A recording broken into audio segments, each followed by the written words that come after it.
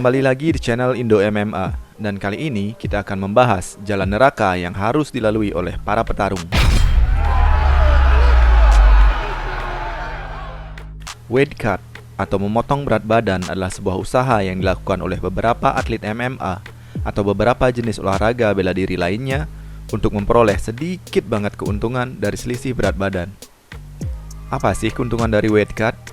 Sekarang kamu bayangkan, Khabib Nurmagomedov yang berat sehari-harinya 180 pound atau sekitar 81 kg, kalau dia bertanding dengan berat tersebut, maka dia akan dihadapkan dengan petarung welterweight yang mungkin lebih besar dan lebih tinggi darinya. Walaupun secara skill mungkin masih bisa bersaing. Namun berat badan merupakan suatu faktor yang cukup menentukan. Tapi kalau dia bisa memotong berat badan dan turun 3 divisi ke divisi lightweight menjadi 70 kg untuk sementara waktu sampai weight in dan mengembalikan berat badannya ke 81 kg saat bertanding, maka dia akan memperoleh keuntungan dari selisih berat badannya. Tapi apakah hal itu merupakan jaminan untuk menang? Enggak juga, malahan bisa jadi bumerang yang balik menyerang dan bisa membawa banyak masalah kesehatan. Enggak jarang kan kita lihat seorang petarung berjalan dengan susah payah ketika weight in. Bahkan untuk menjaga keseimbangan saja rasanya perlu perjuangan keras. Sinar di mata mereka terlihat redup seperti enggan untuk hidup.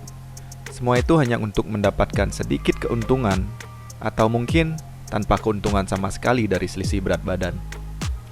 Gimana enggak coba kalau semua petarung melakukan weight cut seperti ini? Siapa yang akan mendapat keuntungan? Ini akan menjadi jebakan Batman lingkaran setan buah si malakama bagi semua petarung. Kalau nggak weight cut, maka dia akan menanggung kerugian. Sementara kalau mau weight cut pun belum jelas ada untungnya. Kita udah banyak melihat petarung yang akhirnya dirawat di rumah sakit karena masalah penurunan berat badan. Penyakit mereka yang nggak jauh dari gagal ginjal, pingsan, gagal jantung, gagal kandung empedu, penurunan fungsi otak, ketidakseimbangan hormon, dan bahkan kematian. Itu adalah bagian buruk dari roda olahraga pertarungan tanpa akhir yang terlihat. Tetapi yang terbaik yang bisa kita lakukan adalah mencoba dan memahami mengapa masalah ini muncul dan bagaimana mengurangi efek buruknya. Dalam video ini kita akan membahas ilmu di balik cara pemotongan berat badan atau weight cut dan solusi untuk mengurangi efek buruknya. Karena para fighter melakukan berbagai cara ekstrim untuk memenuhi setidaknya batas maksimal dari suatu divisi. Sebagai contoh, seorang Conor McGregor berat hariannya adalah 180 pounds atau sekitar 81 kg. Sementara dia harus bertarung di divisi lightweight dengan batas maksimal 155 pounds atau sekitar 70 kg. Maka dia harus menurunkan berat badan sekitar 11 kg. Bayangkan, 11 kg hanya dalam waktu beberapa minggu. Gak cuma itu, McGregor juga pernah menjuarai divisi featherweight dengan batas maksimal 145 pounds atau sekitar 65 kg. Maka McGregor harus melakukan weight cut sebanyak 16 kg. Kamu bayangin deh betapa beratnya memotong begitu banyak berat badan dalam waktu singkat. Mulai kebayang nggak? Jika seorang petarung hanya ingin turun satu divisi dari berat kesehariannya, mungkin itu bukanlah perkara sulit. Dan ini memang solusi paling aman untuk weight cut agar tidak menjadi masalah kesehatan nantinya. Namun jika mereka ingin turun 2 divisi atau bahkan lebih ke bawah berat normal mereka, ini akan menjadi perjalanan neraka. Lalu bagaimana cara memotong berat badan dalam waktu singkat? Seorang fighter yang kesehariannya dipenuhi dengan latihan sudah melakukan diet dan hampir nggak punya lagi lemak di dalam tubuhnya. Seorang fighter profesional biasanya hanya memiliki kadar lemak di bawah 10% di dalam tubuhnya.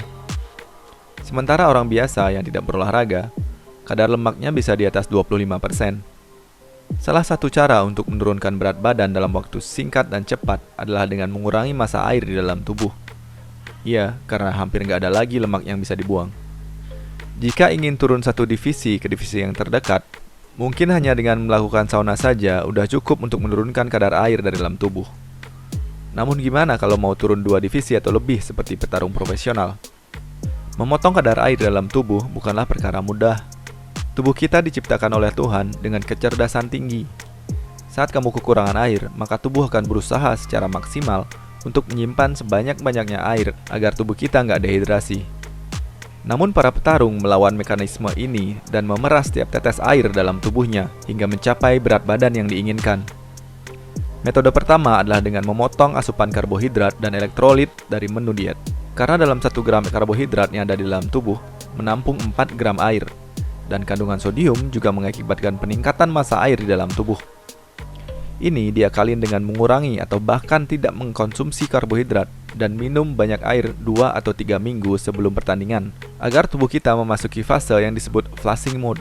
Pada fase ini, kamu akan sering kencing dengan harapan sisa karbohidrat dan sodium yang ada dalam tubuh dapat hanyut dan terbuang bersama urin. Lalu 1 minggu sebelum pertandingan, asupan air akan dikurangi hingga nggak minum air sama sekali di saat tubuh masih dalam mode flushing. Ini yang mengakibatkan tubuh akan kehilangan banyak sekali massa air dalam waktu singkat. Walaupun metode ini efektif, namun tingkat bahayanya juga sangat tinggi. Diet rendah lemak yang dipadukan dengan diet rendah karbo akan sangat menurunkan energi yang dihasilkan oleh tubuh. Untuk seorang atlet yang harus berlatih dengan keras, hal ini akan sangat merugikan. Otak kita memakai lebih dari 20% kalori yang kita makan, lalu dipecah menjadi glukosa atau menjadi glikogen, lalu disimpan di dalam hati. Keduanya diturunkan secara ekstrim hingga berada pada titik terendah. Hal ini akan membuat atlet mengalami pusing hingga kesulitan untuk mengkoordinasikan anggota gerak. Selain itu, penurunan ini juga mengakibatkan kram, sakit kepala, dan lemas karena kekurangan energi. Penurunan berat badan yang drastis ini juga karena penyusutan massa otot, karena otot terdiri dari 79% air. Pada fase ini, berat badan setidaknya sudah turun 5 hingga 7 kg. Namun ini nggak cukup untuk seorang petarung MMA profesional. Ketika tubuh sudah kehilangan massa air yang cukup banyak, maka selanjutnya akan sangat mudah untuk mengeluarkan sisanya. Di sini tubuh kita sudah dalam kondisi menyerah, dan flushing mode pun berhenti. Sehingga cara berikutnya untuk mengeluarkan air dari tubuh adalah melalui keringat, dan disinilah bahayanya dimulai. Berlari berjam-jam di treadmill, membungkus tubuh dalam kantong sampah, duduk di dalam sauna adalah cara yang mereka pilih. Tubuh manusia nggak bisa overheat seperti mesin. Saat tubuh kepanasan, produksi keringat akan terus berjalan walaupun tubuh sudah kekurangan air. Para petarung akan terus berusaha agar tubuhnya kepanasan dan secara otomatis mengeluarkan keringat sebagai upaya menurunkan suhu. Saat tubuh sudah benar-benar kekurangan air, maka bahaya besar sudah siap menanti. Mulai dari kerusakan kulit, penuaan dini, hingga kerusakan organ, dan tentunya kram dan rasa sakit yang luar biasa itu sudah pasti.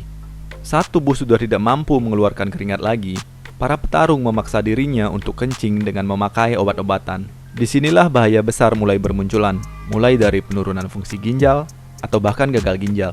Daniel Cormier bahkan harus dilarikan ke rumah sakit karena melakukan weight cut yang terlalu ekstrim hingga menyebabkan penurunan fungsi ginjalnya. Penurunan berat badan lebih dari 5% dalam 24 jam dapat mengurangi fungsi ginjal, apalagi jika hal ini dilakukan berulang-ulang. Maka nggak jarang para petarung harus pensiun dini karena penurunan fungsi ginjal. Selain itu, melakukan weight cut secara ekstrim juga dapat mempengaruhi fungsi otak.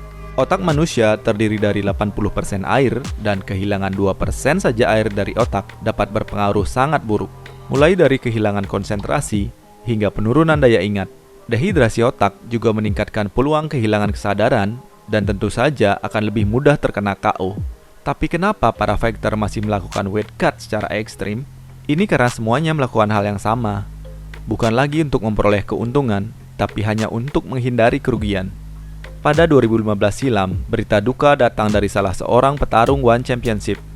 Yong Janbing, seorang petarung yang baru berusia 21 tahun ini, meninggal akibat cardiopulmonary failure. Jantungnya berhenti mendadak saat melakukan weight cut yang terlalu ekstrim hingga menyebabkan kematian.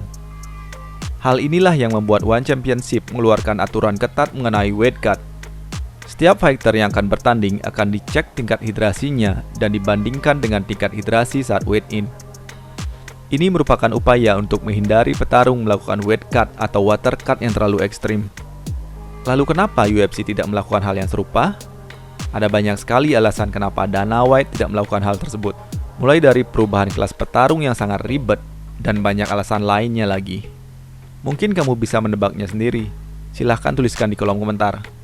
Semoga penjelasan tadi dapat menjawab pertanyaan kamu mengenai weight cut. Dan jika kamu suka video yang seperti ini, ingat untuk like dan subscribe.